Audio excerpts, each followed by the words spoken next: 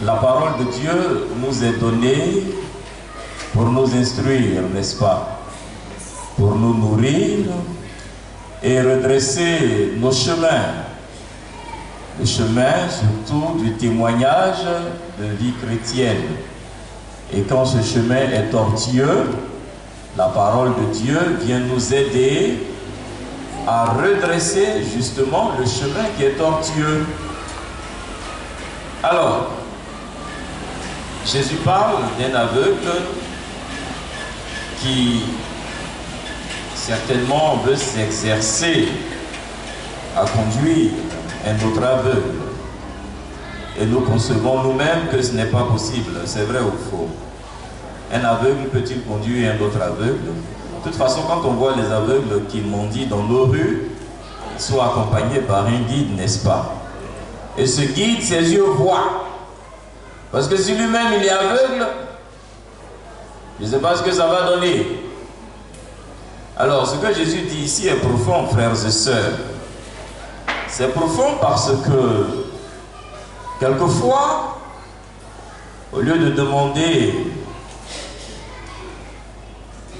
que l'Esprit Saint vienne nous éclairer pour qu'on comprenne le sens profond de la parole de Dieu, on veut saisir ce qui vient de Dieu uniquement par le biais de notre intelligence. Et nous courons donc le risque d'être dans le faux et de conduire ici ceux qui nous écoutent ou ceux qui prêtent attention à ce qu'on dit. Nous courons le risque de les plonger eux-mêmes dans le faux aussi, comme nous-mêmes nous sommes dans le faux.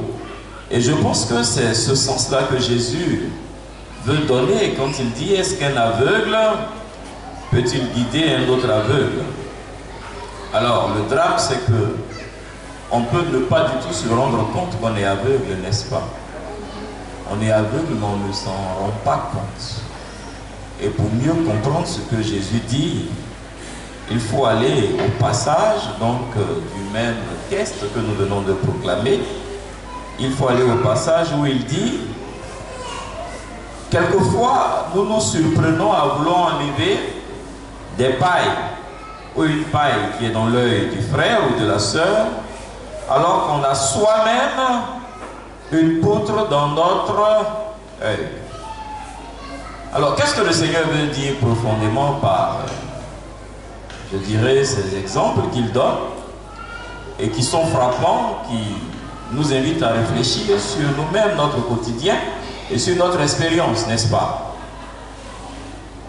Si je suis conscient que Dieu est le seul qui a une nature sainte et qui par sa nature sainte peut nous donner à nous aussi de vivre un peu de justice, d'approcher la sainteté, comment est-ce qu'au milieu des frères et sœurs que nous sommes, solidaires de la même nature pécheresse, nous pouvons concevoir que nous sommes peut-être saints par rapport à d'autres?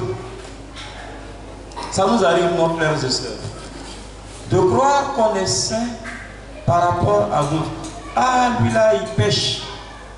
Ah, celle-là, elle est de mauvaise vie. Bon, pendant que tu es en train de parler de l'autre, bon, toi-même, ta vie se déroule. Hein? Ou bien, c'est pas ça? C'est parce que tu es mort que tu parles? Mais toi-même, tu es un existant. Et donc, quand tu portes un regard, non pas de critique, parce que le regard de critique, c'est différent du regard qui est critique selon ce que vous comprenez, vous et moi, nous comprenons. Hein? Nous sommes des Ivoiriens, on sait ce qu'on veut dire quand on dit il aime critiquer. Hein? Quand on porte un regard de jugement sur les autres là, mais sachons bien que nous jouissons tous de la même propriété, de la même capacité de juger. Donc avant de juger ton frère, avant même de le condamner, parce que quelquefois nous sommes nous-mêmes les juges qui avons fait le procès, on a déjà défini donc les arguments qui permettent de condamner et puis on prononce la sentence. Alors Jésus dit, faites attention. Parce que peut-être ce que vous avez découvert chez l'autre, qui est qualifié de faille, chez vous là, c'est une poutre. Vous connaissez poutre? Bon, ici les poutres sont en fer. Regardez en haut. Ça sont les poutres. qui permettent de bien charpenter Saint-Joseph, c'est en fer. Donc ça tombe bien. Ton frère il a paille. Bon, paille là, c'est brindille de balai qui n'est pas dur. Vous voyez non? Vous connaissez brindille de balai non? Bon, les plus jeunes là, vous ne balayez pas. Donc quand on dit balai, vous dites le père parle de quoi? Aujourd'hui les jeunes là, il faut travailler. Voilà. Alors, vous voyez brindille de balai, on dit c'est paille. Et puis regardez la poutre qui est en haut, qui est en fer. Alors toi, ton frère a paille, toi tu as poutre, et puis toi tu parles de celui qui a paille. On est venu prier pour guérir, n'est-ce pas? On est venu se confier au Seigneur et lui dire, Seigneur, sincèrement, voilà mon problème, il faut que tu m'aides à trouver une solution.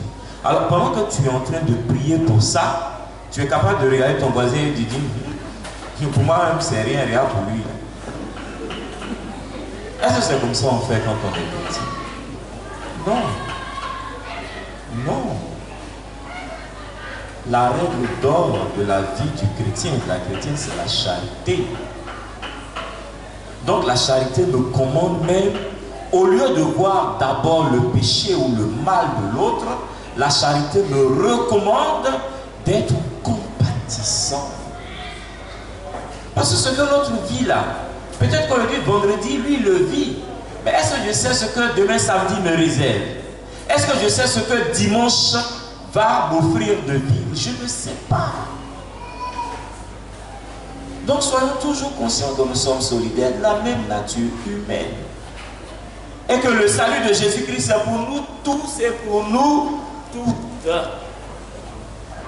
Alors au lieu d'avoir un regard très ouvert sur le péché certainement minime de l'autre, alors que le mien qui écrase ma vie, je ne le vois pas, il faut demander la grâce à Dieu de nous permettre en ce moment-là d'être un peu nombrilique.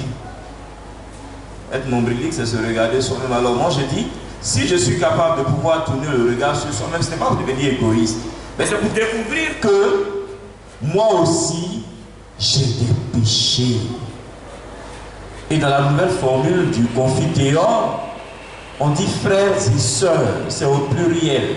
Donc pendant que je prie Dieu, je suis capable de regarder à côté de moi, autour de moi, et de dire, mais les frères et sœurs qui sont là, mais on est solidaires de la même nature qui pêchent.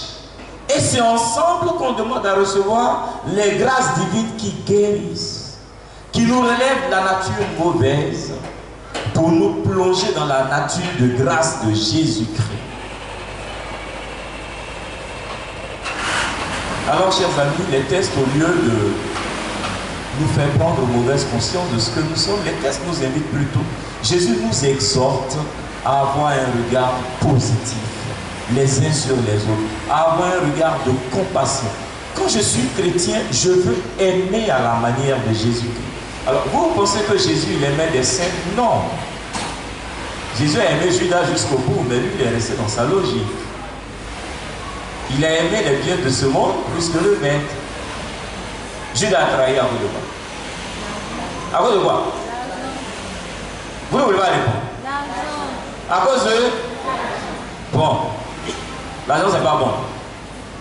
L'argent, c'est pas bon. Et vous êtes sûr que l'argent, c'est pas bon? Ah, l'argent, c'est bon, hein? Moi-même, là, pour venir ici, j'ai payé carburant. On ne m'a pas donné cadeau. Donc l'argent c'est bon, mais il faut garder à l'argent sa place. D'accord? Il faut garder à l'argent sa place. Mais Judas, il a mis l'argent au-dessus même de l'amour. Donc il a trahi l'amour. Pierre aussi a trahi. Hein? Parce que généralement quand on parle de Judas, on oublie Pierre. Pierre même selon moi, c'est celui qui a le plus trahi. Parce que Pierre, Jésus lui a tellement fait confiance, il lui a dit, Pierre, c'est sur toi que je vais établir mon église. Tu seras même le premier pape. Jésus lui a dit ça. Il lui a dit ça. Bon, quand tu n'es pas ami de quelqu'un, on peut te dire ça. Il lui a dit.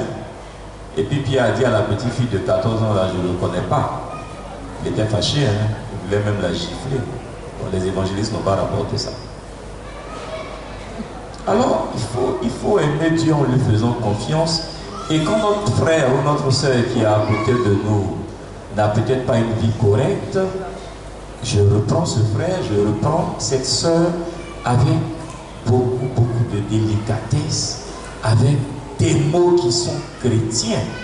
Mais je ne m'établis pas en juge, je ne m'érige pas en celui qui est le vecteur de conscience et qui veut redresser des vies. Non, Jésus seul a la capacité de redresser nos vies. Et nous, ce que Jésus nous demande de vivre, la charité, c'est de nous rendre solidaires les uns les autres. La preuve, nous sommes là ce matin pour prier en ce milieu du jour. Pour prier et nous prions les uns pour les autres. Nous sommes l'église, nous sommes une famille. Et dans une famille, nous, on est des frères et sœurs. Alors j'aime dire, dans la famille, il n'y a pas ex-frère, il n'y a pas ex-sœur, n'est-ce pas? Il y a ex-frère, il y a ex-sœur. Il n'y a pas ex-père, il n'y a pas ex-mère. Tu es ma mère, tu es mon père, tu es ma soeur, tu es mon frère. C'est pour toujours. Dieu l'a établi ainsi. Donc même si la langue et les dents ne font pas toujours bon ménage, ils sont là, ensemble. Ça ne peut pas changer. Alors au-dessus de tout, mettons l'amour. Parce que quand nous nous aimons, le chemin de guérison a commencé. Des frères et des sœurs qui peuvent s'aimer, le chemin de guérison commence pour eux.